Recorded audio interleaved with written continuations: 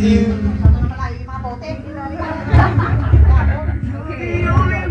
ng taon. Award na ito ay pinagkakaloob sa mga Alex na hindi marunong tumupad sa kanilang mga sinasabi. Ayan. Sila yung tipong oo lang ng oo, pero hindi naman ginagawa. The nominees are... Eduardo Vista Jr. Ana Charissa Santos and Irvin Sakilayo.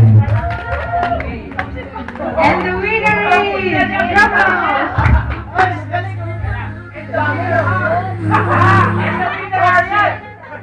Ano talaga? Sinong guess nyo?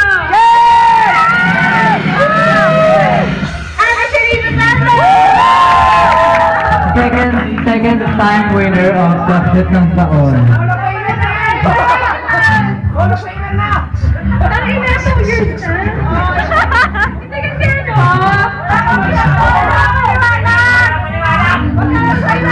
Ay! First of all, mahirap kasi talaga yung may anak at may mahigpit na asawa.